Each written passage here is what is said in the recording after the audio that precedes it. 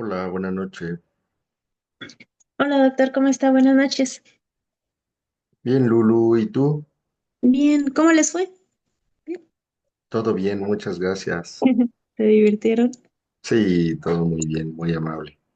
Qué bueno, qué gusto, doc.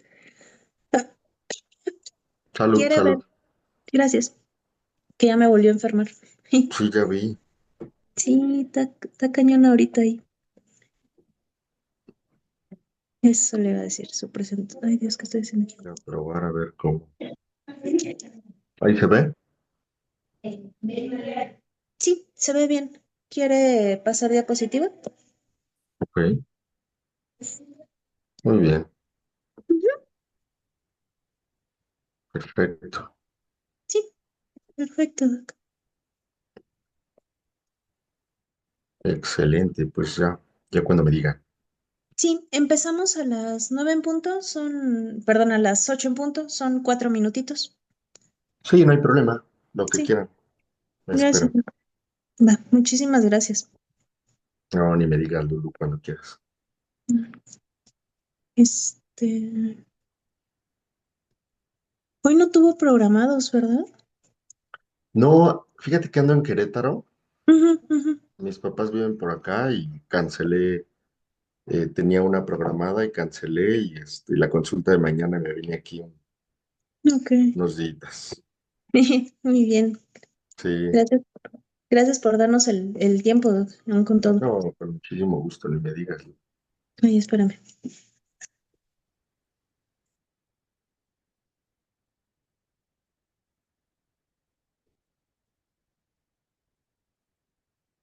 Ya es que ando en el consultorio. Entonces, hay mucha gente. Qué bueno. Sí.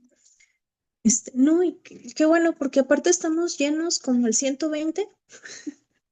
Entonces, ¿Con qué están llenos? la ocupación. Ah, ok. Ah, Sí, pues qué estamos. bueno. Sí, o sea, tenemos en espera todavía para piso. Entonces, Y no hay estábamos plan de ahí. hacer más cuartos, ¿verdad? No hay cómo hacer más.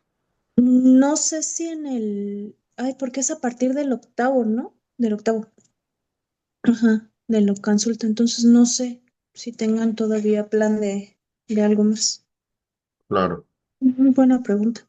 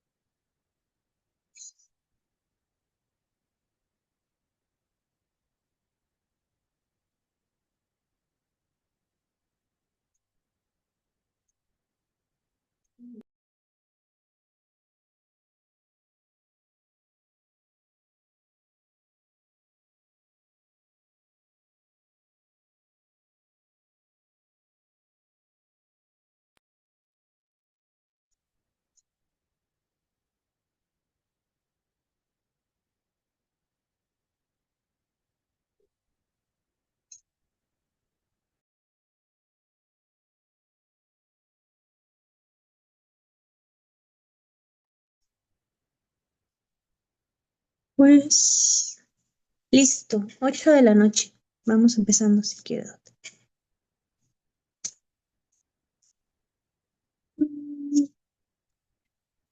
Cuando quieras, Lulu, ¿no quieres esperarte unos minutos más? No, vamos iniciando, doctor, también para que pueda. tener su tiempo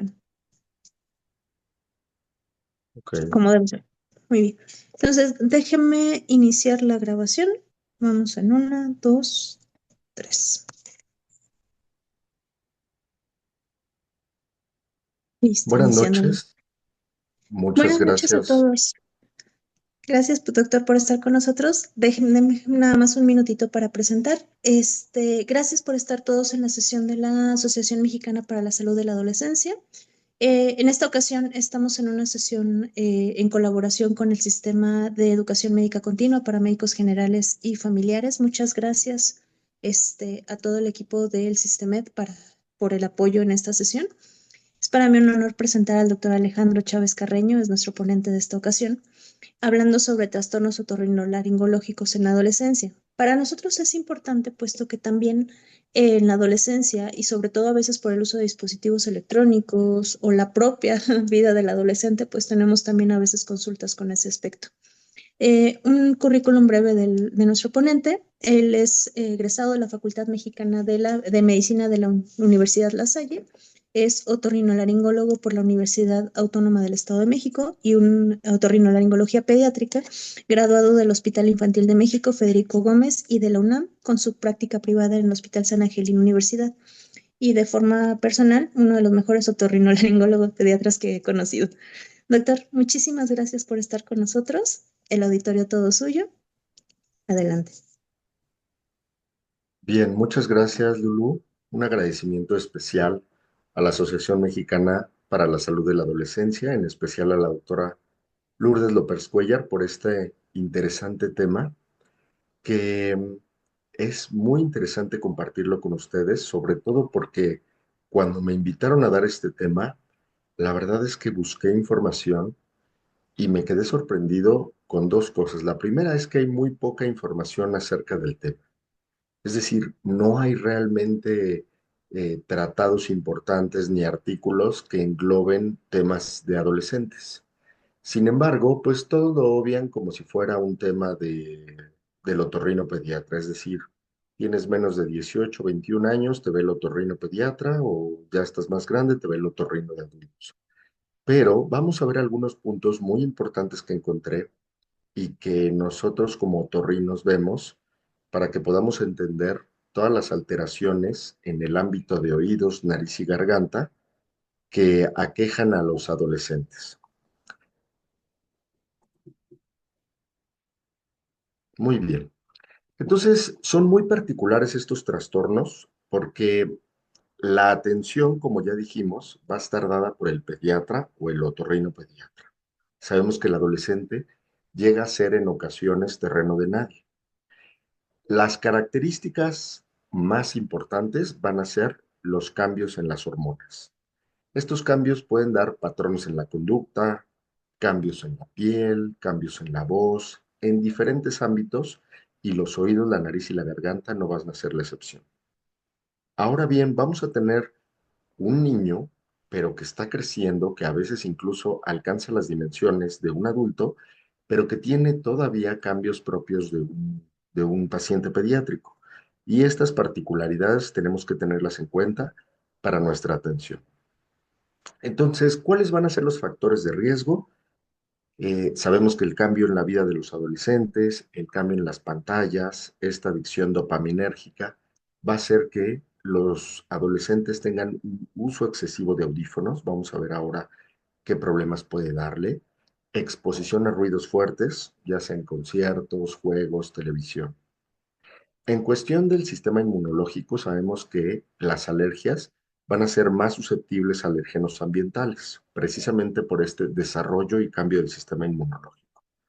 Infecciones recurrentes, los adolescentes van a estar constantemente en reuniones, fiestas, salones de clases y esto, sin lugar a dudas, va a dar pie a que haya mayores contagios.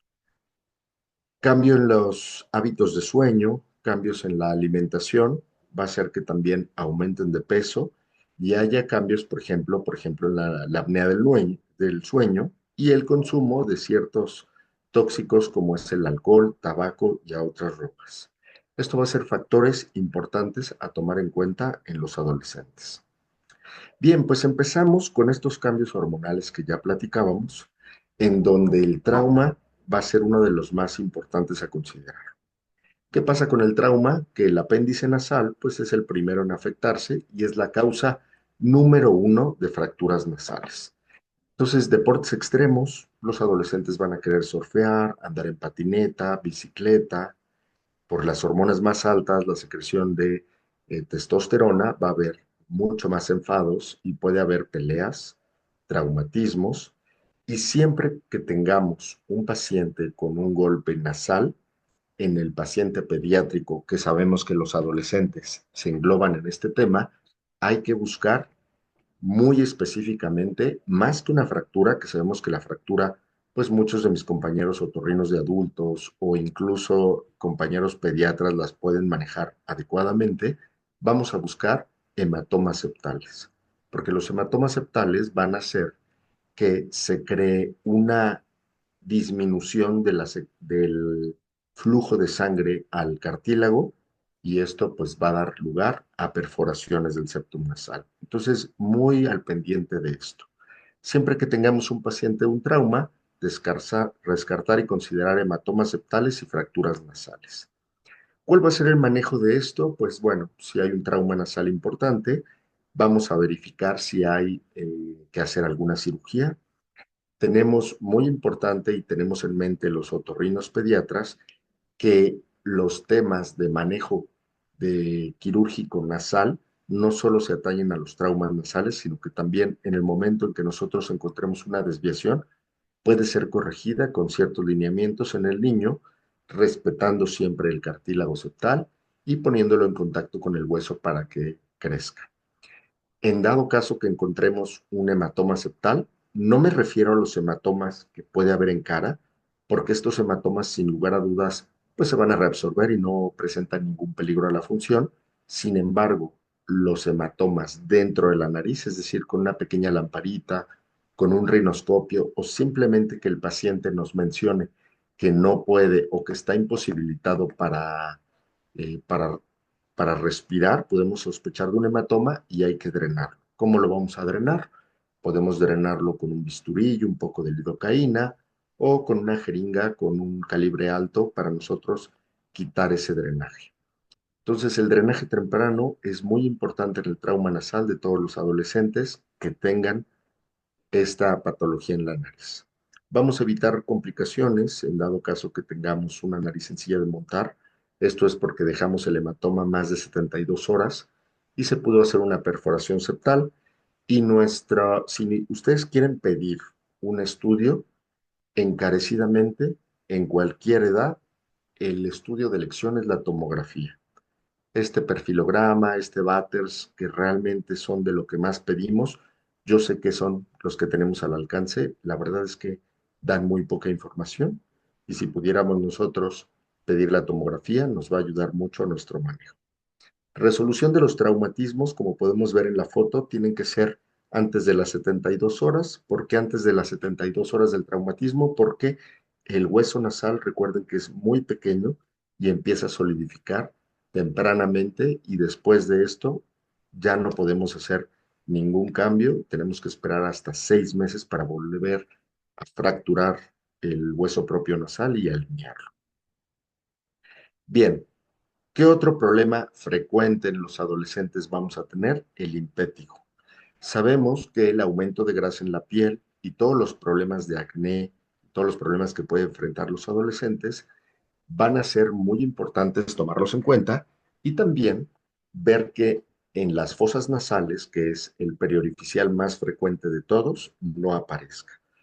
Entonces, el aumento de grasa en la piel, cambios hormonales con aparición del vello facial, nos va a dar lugar a impétigo periorificial, nasal, oral o del conducto auditivo. Aquí tenemos una foto, no, sabemos que es un comensal, el estafilococo aureus de la nariz, de la piel, y esto puede ocasionar este tipo de costras que son muy fáciles de reconocer y que necesitamos tratar. Podemos tratarlo con domeboro diluido en 500 mililitros de agua y hacer fomentos cada 12 horas por 10 minutos. Hay que cubrir cuando sean preorificiales, un antibiótico con cobertura para gram positivos, cefalexina está perfecto, soluciones antibióticas tópicas también para eliminarlo en caso de que sean recurrentes. Y si tenemos el antecedente de haber estado en el oído y con agua, tomar en cuenta la Pseudomonas aeruginosa, que los colirios que hay para el oído, los más importantes son los que tienen quinolonas. Perdón. Bien, entonces llegamos a la epistaxis, que va de la mano con trauma. Sabemos que el trauma nasal, aparte de las desviaciones, de los hematomas septales, también vamos a tener epistaxis. Una de las cosas que tenemos que tomar en cuenta son los tumores nasales. Sabemos que en la etapa de la infancia podemos desarrollar cualquier discrasia sanguínea y también tumores sólidos. En este caso, siempre que veamos a un varón con sangrados recurrentes importantes, considerar un nasoangiofibroma juvenil. Afortunadamente no son tan comunes, pero la población mexicana está muy afectada por esto. Linfoma, trauma nasal, otra de las causas más frecuentes, y en presencia de hematomas o petequias en torso o abdomen, hay que hacer un coagulograma, tiempos de sangrado y corrección, y por supuesto al pediatra o al hematólogo pediatra para su estudio. ¿Qué vamos a hacer con una epistaxis? La mayor parte de las ocasiones van a ser en los adolescentes, son traumas anteriores o habitualmente son epistaxis anterior que viene por el plexo de Kieselbach y vamos a poner un taponamiento nasal con una venda de gasa embebida en antibiótico por 5 días cuando no puede parar fácilmente. Recuerden dejar antibiótico, sobre todo por la presencia de estafilococo ahí en la nariz. Podemos hacer cauterización con nitrato de plata, lo podemos hacer en consultorio, radiofrecuencia en casos que sean muy intensos, e hidratar siempre la mucosa nasal va a ser la primera maniobra que podemos hacer en nuestros pacientes que llegan a consulta con estos cambios que son asociados a la rinitis seca. Muy bien, no se olviden siempre de erradicar el estafilococo aureus con ácido fusídico, mupirocina o bacitracina. En la mucosa podemos dejarlo los ungüentos por 1 a 5 días cada 12 horas en la mucosa nasal con el fin de eliminar el estafilococo dorado, que sabemos que es una de las causas más frecuentes de epistaxis en los niños. Bien, platicábamos hace rato de los hábitos y los cambios que son muy particulares de los adolescentes, el tema de la alergia. Sabemos que los influjos hormonales pueden hacer que ciertos cuadros alérgicos respiratorios disminuyan, por ejemplo el asma.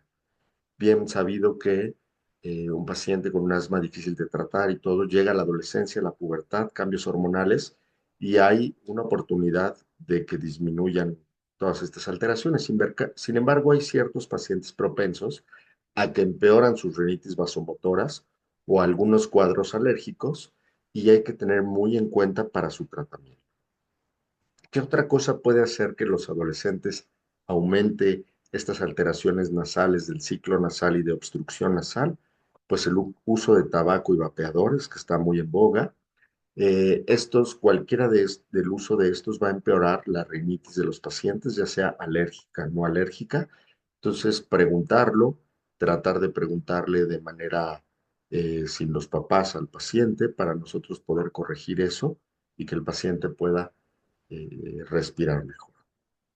Bien, vamos a hablar ahora de los oídos, que son muy importantes y que son una de las causas más frecuentes de atención para mi consulta de los adolescentes.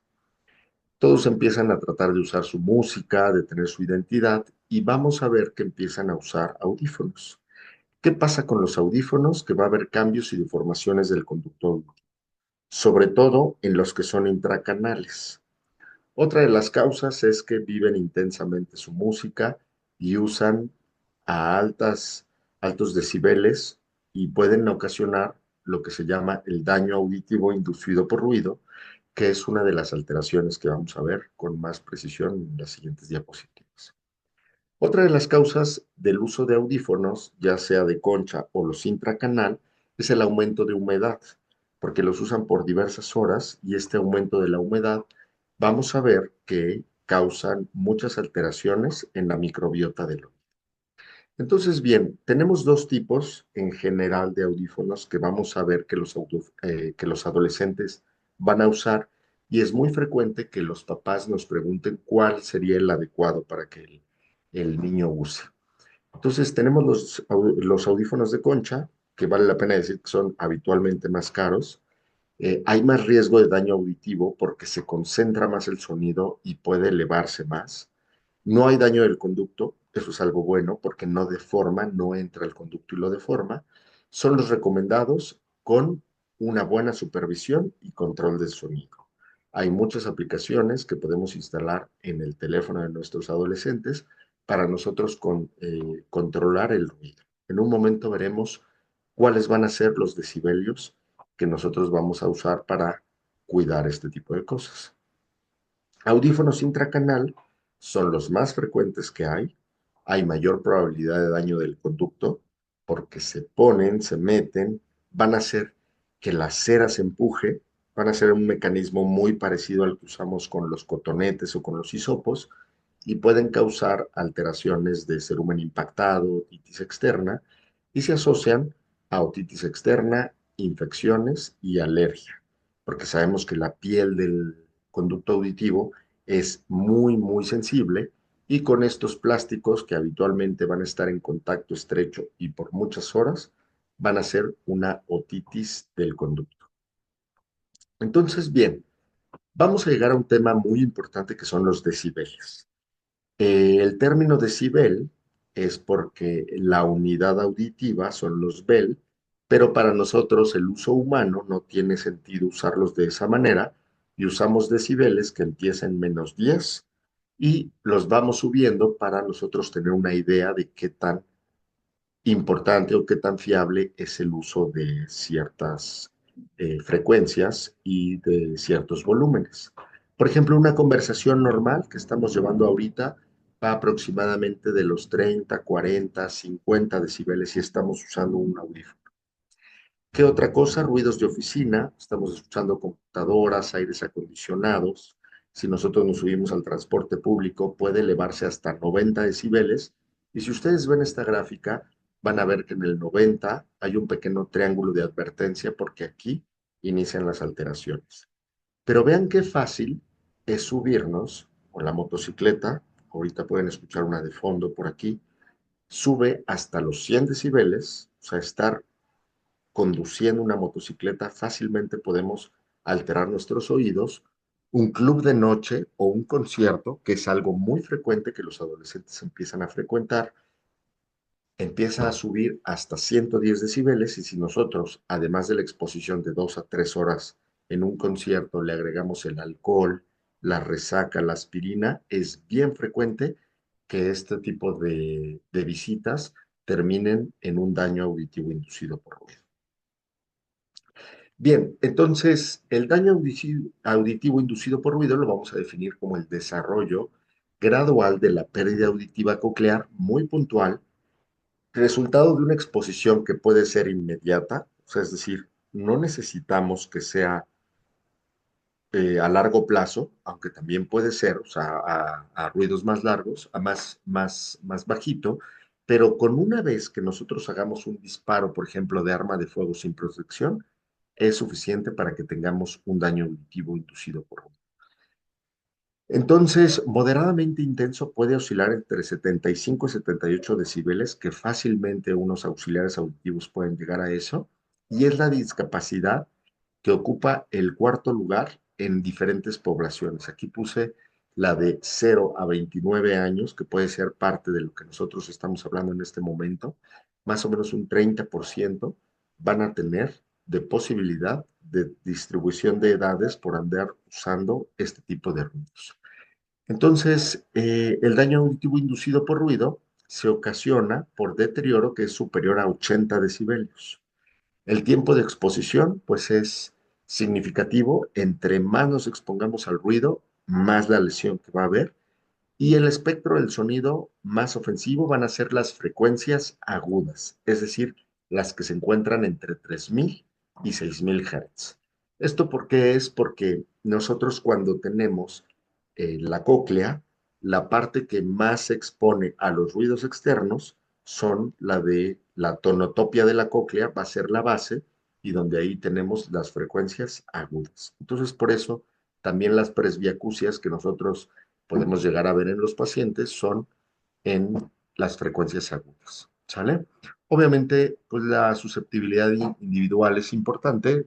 Si hay antecedentes en la familia de daños eh, en la historia clínica, vemos que muchos familiares están experimentando esto, pues con más razón tenemos que cuidar a la familia, a los adolescentes. Entonces, vamos a ver qué dice la Comisión Europea, que dice que a 80 decibeles, como máximo 8 horas, vamos a tener alteraciones.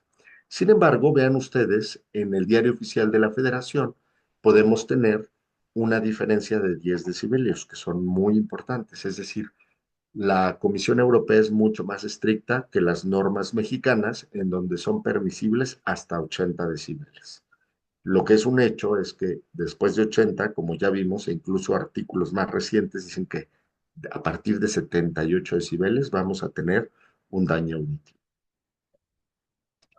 ¿Cuál es el tratamiento? Si nosotros podemos identificar a un paciente que se expuso a un concierto, que detonó arma de fuego porque se fueron a cazar, se fueron a hacer tiro libre, tiro deportivo, pues es tratamiento esteroides a dosis altas, a 1 miligramo por kilogramo de peso, lo más pronto posible, la famosa semana dorada, en donde tenemos que dar esteroides a dosis altas, limitar la exposición futura. Un paciente que ya tuvo un daño que pudimos observar en una audiometría, que va a ser el estudio de elección para este tipo de pacientes, hay que hacerlo. También cuidado de medicamentos, los analgésicos sabemos que son de los principales que causan estas alteraciones, sobre todo el ácido acetilsalicílico. Y en dado caso que identifiquemos esto, también el envío temprano al otorrinolaringólogo pediatra es importante para dar un tratamiento intratimpánico y tratar de salvar estas células ciliares externas que están muy inflamadas. Todos nosotros nos ha pasado, vamos a una boda, vamos a una fiesta, a un club nocturno y en la noche, cuando ya está en silencio, hemos escuchado un leve acúfeno, un pitido, un tinnitus ahí, que esto significa que son nuestras células ciliadas que estuvieron expuestas a ruidos muy fuertes, más de 90 decibeles, y que están produciendo una inflamación que nosotros estamos escuchando. Eso significa que las células las dañamos, por un momento las inflamamos, que tenemos que tener mucho cuidado. Otra de las alteraciones que, si bien es cierto, es un proceso fisiológico, pero que van a llegar a la consulta, son los cambios en la... Sabemos que la testosterona va a hacer cambios físicos en la laringe, va a crecer la laringe, se van a engrosar las cuerdas vocales. Esto también va a hacer que baje la posición de la laringe, el cuello se va a alargar, el tórax se va a ensanchar y va a haber un proceso de cambio de voz. Es un proceso que inicia en la pubertad, aproximadamente a los 11, a los 13 años, y que se va a estabilizar cuando el paciente tenga más edad, que se detenga el crecimiento a los 17, 18 años, pero que si son cantantes, que si les gusta cantar, este proceso de adaptación puede tardarse mucho más. Y esto es muy importante porque es una de las causas muy frecuentes que tengo en la consulta. Los pacientes están muy preocupados, sobre todo los papás, porque el niño se deprime, puede tener tartamudeo, puede tener la famosa disfonía, estos pequeños gallos que salen de la voz, simplemente por el proceso de adaptación que es muy rápido a nivel anatómico, pero que el cerebro no ha interpretado adecuadamente. Entonces los niños empiezan con temas de bullying en la escuela, no les gusta hablar por los cambios en la voz y tenemos que explicarles perfectamente que es un cambio fisiológico y que se van a ir adaptando a él. Otra de las alteraciones que tiene que ver con los trastornos de oídos, nariz y garganta es la apnea del sueño. Sabemos que definitivamente el 90% de las apneas que se presentan en la edad pediátrica son causados por la hipertrofia adenoamigdalina. Un 10% tiene que ver algunas otras alteraciones dinámicas, pero en el paciente adolescente es muy importante descartarlo. ¿Por qué? Porque hay cambios anatómicos de cabeza y cuello, puede haber rinitis, como ya comentábamos hace ratito, y sobre todo la ganancia de peso, y somos el país número uno de obesidad infantil, va a hacer que los pacientes experimenten apnea del sueño. Y esto es un reto para nosotros los otorrinos, sobre todo porque no es posible, en cierta manera, garantizar que una cirugía de adenoides, de amígdalas, de cornetes, va a revertir este proceso. Entonces, como decíamos en las primeras diapositivas, nos enfrentamos a un problema de la edad pediátrica, pero que ya tiene connotaciones del paciente adulto. Entonces aquí nos auxiliamos con nuestros amigos médicos del sueño, en donde nos ayudan con una poligrafía del sueño, una polisomnografía, para identificar si este paciente está teniendo apneas centrales, apneas periféricas y si hay alteraciones anatómicas periféricas que corregir o simplemente ya nos mudamos al CPAP. Entonces, ¿qué podemos concluir en los pacientes? Que hay que modificar hábitos en los adolescentes, hay que hacerlos entender de estos cambios, hacerlos partícipes, incrementar la higiene de la piel por estas alteraciones impetiginosas y cambios que puede haber periorificiales, y lavados nasales, sobre todo a pacientes que puedan vivir en una ciudad en donde haya mucha contaminación, o como la Ciudad de México, en donde la polinización se presenta prácticamente todo el año. Lavados nasales y esteroides intranasales son muy importantes para disminuir la hipertrofia adenoidea, la hipertrofia de cornetes y corregir ciertas alteraciones como la rinitis, la apnea del sueño, incluso cambios en la voz. Entonces, como ven, los problemas de los adolescentes son muy puntuales, se deben a toda la cascada hormonal y la cascada de crecimientos que ustedes son expertos y que hacen que estemos muy, muy al pendiente de todas estas enfermedades. Muy bien, pues tenemos algunas preguntas por aquí. No sé si quieran comentarme alguna pregunta que tengan el auditorio por ahí. Dudas y preguntas, por favor, realícenlas en el chat. El doctor Francisco Fernández pregunta, un paciente crónico con rinitis alérgica, ¿cuál sería su futuro en el adolescente? ¿O tendría que tener algún cuidado en particular? Bien, pues realmente el asma mejora mucho. Yo sé que no es la pregunta del doctor exclusivamente. El asma mejora con los cambios puberales y de la adolescencia. Sin embargo, la rinitis alérgica yo he visto que tiende a empeorar. Entonces, el futuro es seguirla manejando. Tenemos ahí varias guías que podemos seguir en donde el esteroide intranasal es muy importante para el tratamiento primario, así como los lavados nasales. Y en dado caso que el paciente no mejore, tenemos que verlo con el alergólogo pediatra para hacerle pruebas de alergia y poderlo manejar de una manera en conjunto. Gracias, doctor. El doctor Edgar Grajeda tiene dos preguntas. Una, sobre cuál es la técnica del aseo nasal más recomendada, porque eso sí es como algo que se hace entre pacientes pediátricos, adolescentes. Y también tiene una duda sobre la gasa intranasal, ¿con qué antibiótico se impregna? Nada más por la Claro que cuestión. sí. El lavado intranasal es muy importante. Ha habido ciertas escuelas que han tenido, han puesto algunas alertas con los lavados de alto flujo. Los lavados de alto flujo son muy buenos. Tenemos cierta marca que ya llegó a México que es muy práctica, el famoso botecito, y también lo tenemos con jeringas a partir de 20 a 60 mililitros. Lo podemos hacer, eh, lo podemos usar con solución fisiológica siempre tibia y con cierta técnica que es hacer al paciente hacia adelante, tratar sin duda de que abra la boca. Digo, cuando son muy pediátricos, pues tenemos muchos problemas con eso, pero cuando son adolescentes lo pueden entender y hacerlo con cadencia, no con fuerza, para no lastimar los oídos. Entonces, estos son mucho mejores o son superiores los, eh, los de alto flujo que los de bajo flujo, como pueden ser los pequeños botecitos de 100 mililitros. Los que vienen comprimidos, esos pues, son para humedecer un poco la nariz, pero los de alto flujo bien utilizados son los que mejoran el pronóstico de las rinitis, rinosinusitis, y sin lugar a dudas yo se los recomiendo a mis pacientes. La gasa impregnada de antibiótico, yo habitualmente la manejo con un ungüento, que es la mupirocina, el nombre comercial es Bactroban. La pueden usar, la venda de gasa, que es literalmente una venda como las que ponemos a nivel de ortopedia, pero es de gasa, y la doblamos en tres partes y queda la famosa serpentina. He visto que colegas pediatras, al no tenerla tan a la mano, pueden cortar una gasa de 10 centímetros, así como si fuera un gusanito, y le pueden embeber en el Bactroban y colocarla. Una bayoneta, un rinoscopio, es parte de lo que yo le recomiendo a cualquier médico de primer contacto. Son muy económicas, las compran en cualquier parte ahí en Mercado Libre, en Amazon, y nos pueden ayudar junto con una lámpara frontal que también son muy económicas y nos pueden ayudar con este problema tan frecuente que es la epistaxis.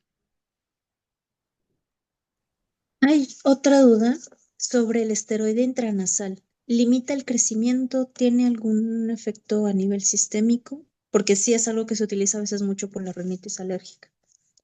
Correcto. El primer esteroide intranasal que se estudió en niños por su aparición y por su perfil de seguridad fue la mometasona. Hay varios estudios que los llevaron hasta más de 2 años y fue indetectable en sangre y no hubo alteraciones del crecimiento. Esto, ojo, en niños mayores de 2 años. En niños menores de 2 años no hay un artículo particularmente importante o que nos diga el perfil de seguridad. Sin embargo, se ha usado de manera segura, por ejemplo, en niños, en neonatos, en la rinitis neonatal, se puede usar 15 días de manera muy segura por los receptores, que los pacientes sí pueden llegar a tener cierta absorción. Sin embargo, después la fluticasona, el propionato de fluticasona, es bastante seguro.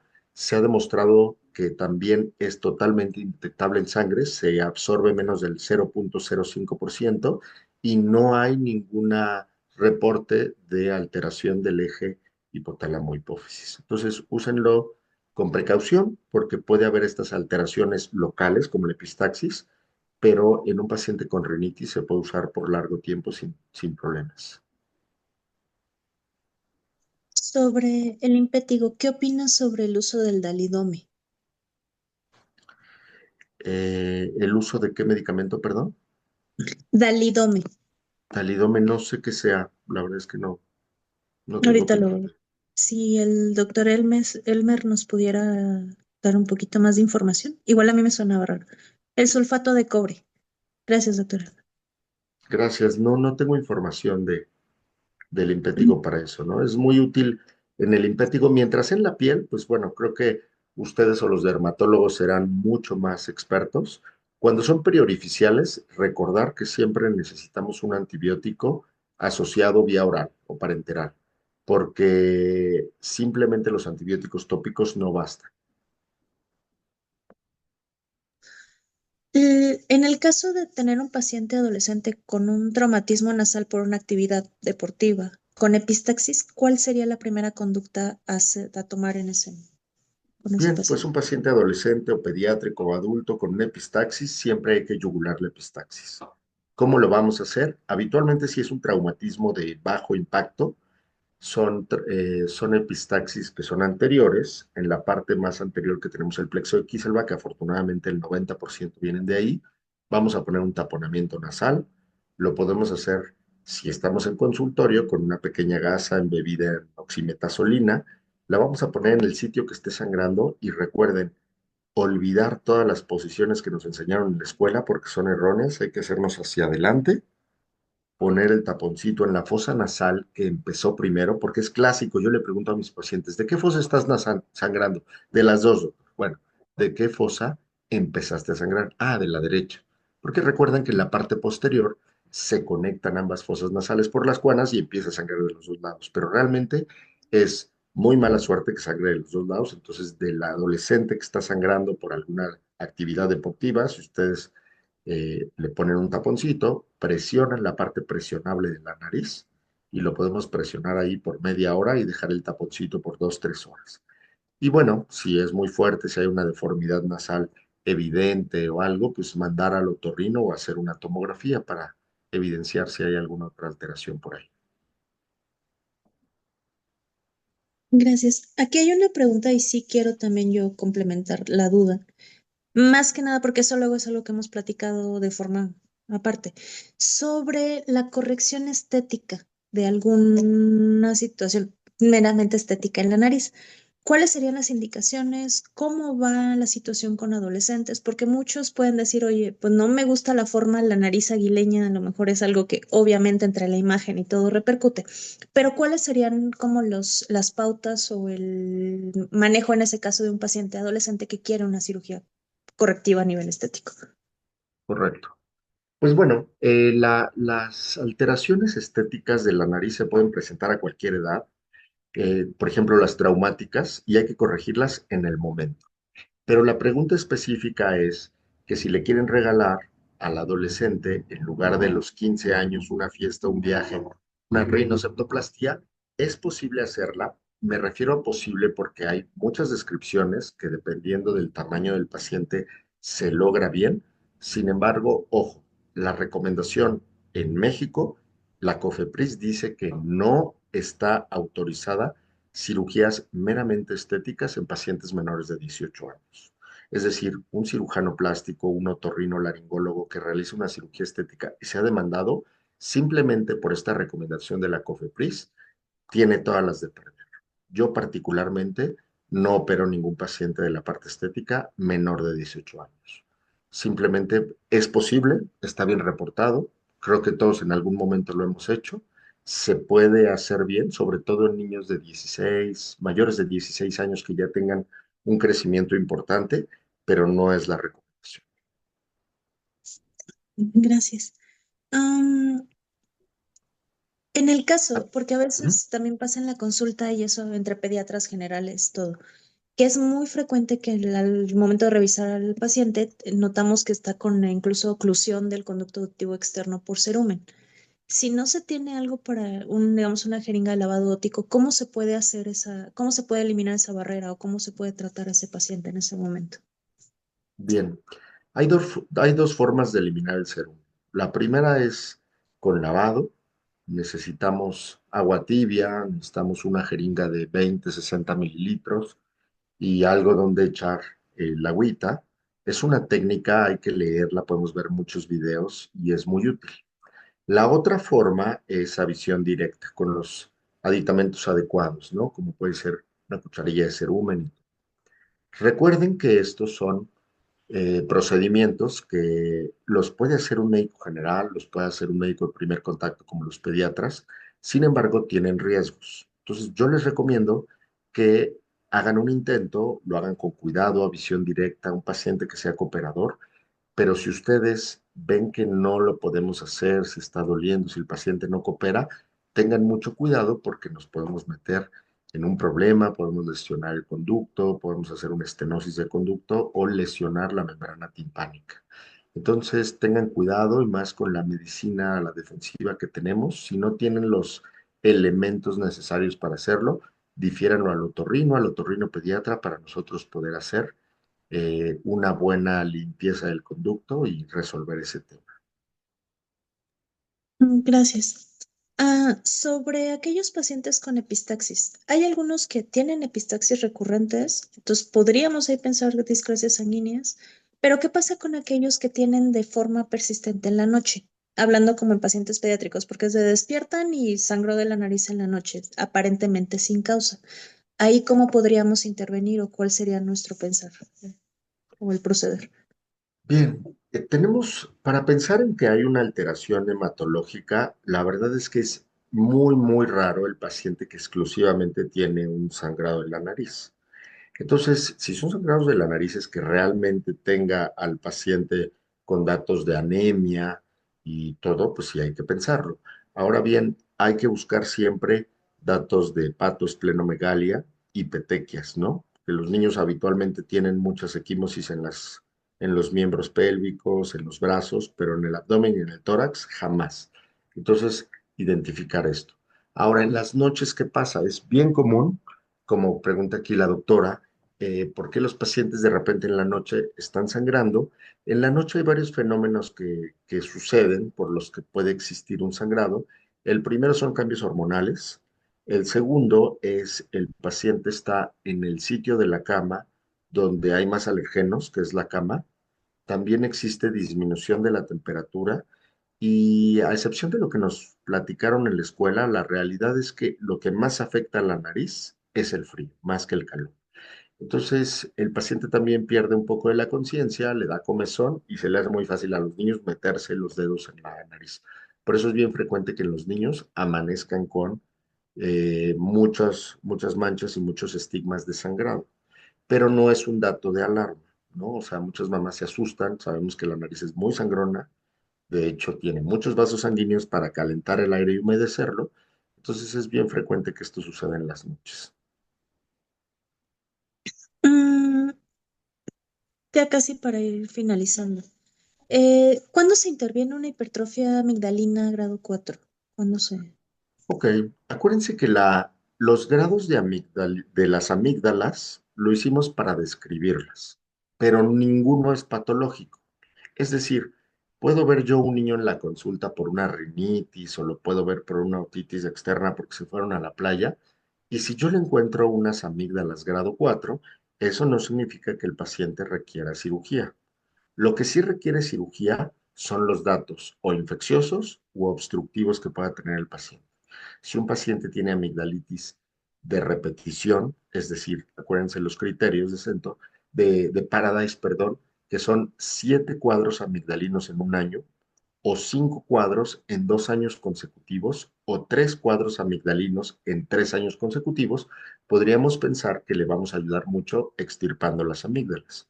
Obviamente, para esta clasificación, no nos importa si fueron cuadros virales o si fueron rinofaringitis agudas. Sí, estoy hablando de amigdalitis pultáceas, amigdalitis que requirieron antibiótico.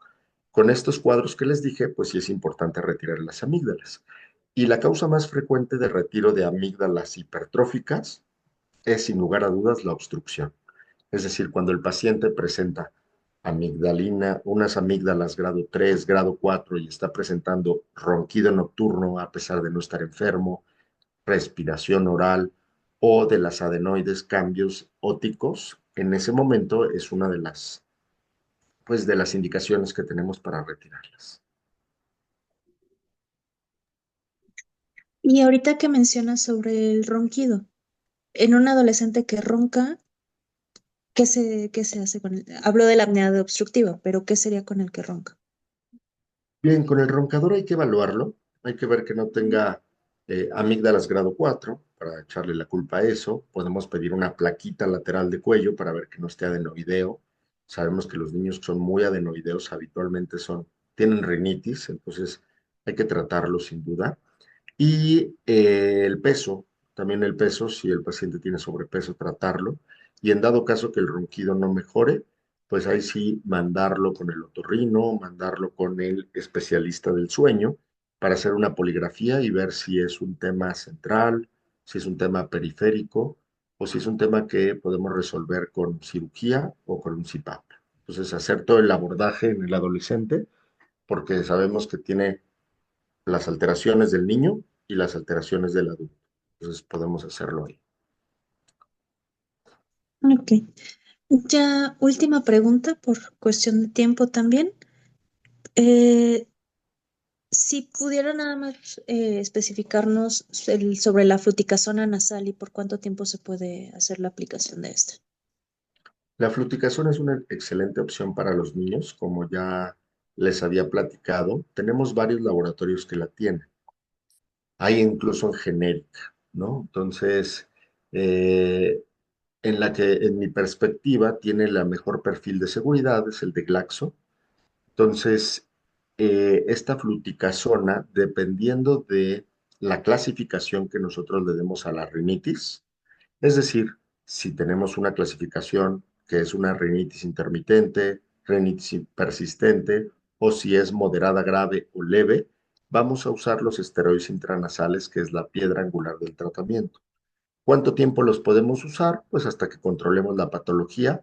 Sabemos que hay muy marcados en las estaciones, los podemos usar 3, 4 meses. Yo lo uso con un perfil de seguridad muy importante cuando tengo hipertrofia adenoidea y lo puedo usar tranquilamente un año sin temor a tener algunas alteraciones.